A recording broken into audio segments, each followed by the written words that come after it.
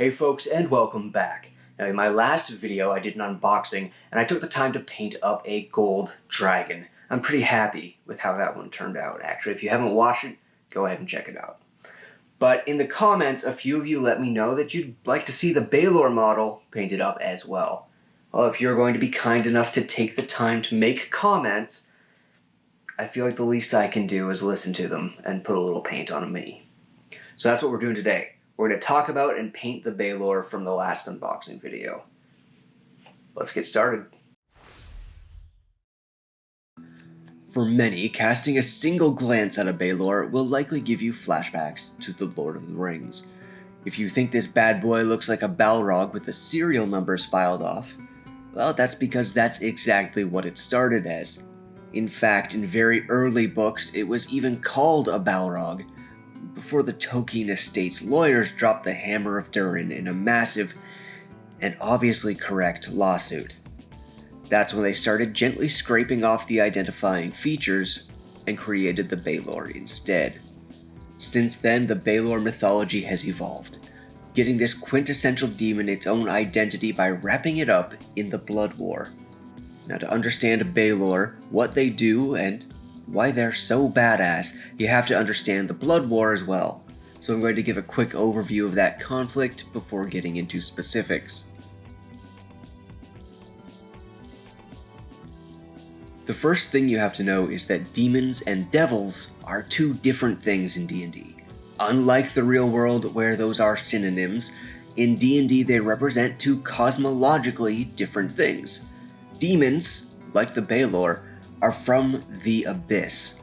They are evil, chaotic, and destructive by nature, and they want nothing more than they want to spill across the planes of existence and wipe them out as a sheer expression of their own power, for the simple joy of demonstrating their ability to destroy and cause catastrophe.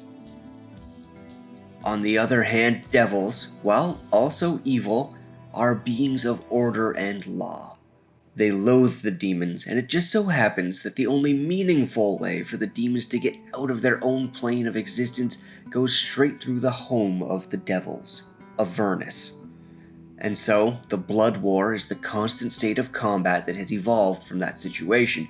Demons trying to flood and crack through Avernus so that they can wage war on the other planes of existence, and the devils holding them back.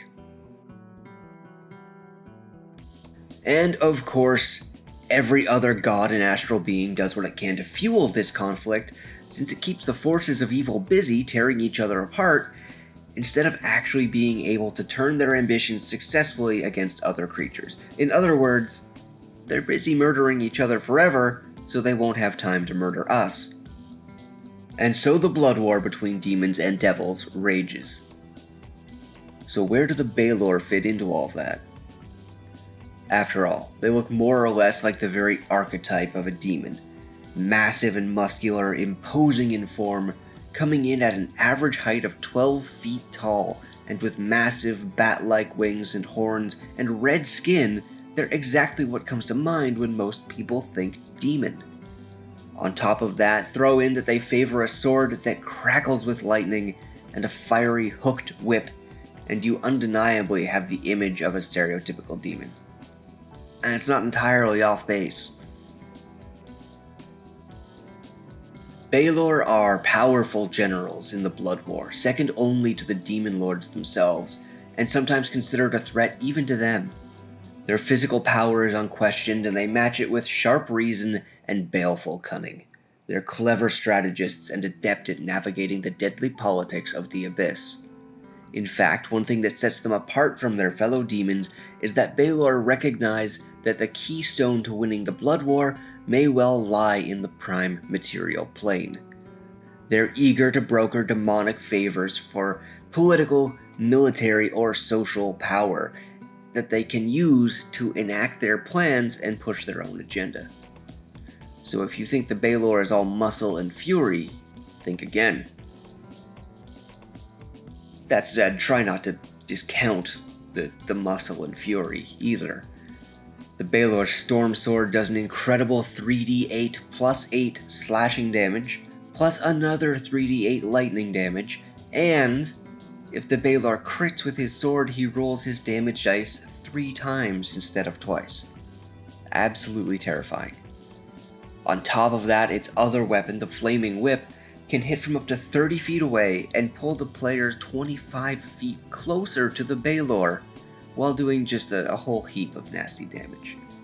And since the Balor can attack once with each weapon on its turn, can potentially yank a character in from 25 feet away while doing a jaw-dropping amount of damage, and then smash them with his Storm Sword, and then fly up to 80 feet away to get out of the range of retaliation. Did I mention he flies? He does. He can also teleport up to 120 feet as an action. So on top of everything else, these guys are really mobile. And just to throw a few more things on top of the pile, they have magic resistance, they're immune to fire and poison, and they've got true sight, telepathy, and just as some nice icing on the cake, resistance to cold and lightning, as well as non-magical piercing, bludgeoning, and slashing attacks. So if you've got it, they resist it. And if they don't resist it, that's because they're immune to it. Ah, it's a cruel world.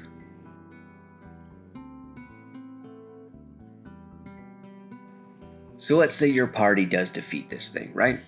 What then? Well, when a Balor dies, it explodes. Every creature in 30 feet has to make a DC 20 Dex save or take 20 D6 damage. That gets halved on a successful save. The explosion also ignites anything flammable in the area and destroys the Balor's weapons, so you're not even getting any good loot out of this guy. Brutal.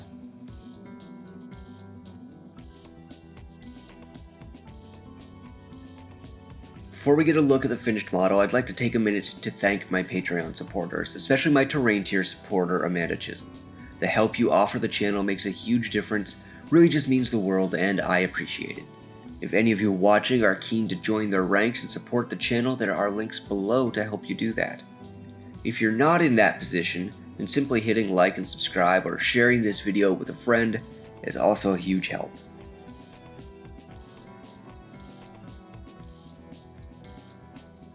And here we go, a final look at the finished Balor.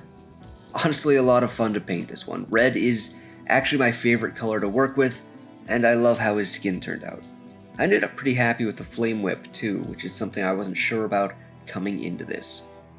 And now I have a powerful Demon Lord to set on my shelf, and maybe even menace my players with in the future. Thank you for watching. If you like this series and format of videos, please let me know in the comments below, and feel free to tell me what monsters you might like to see painted up in the future. There is more content coming, and hopefully, I'll see you in the next one.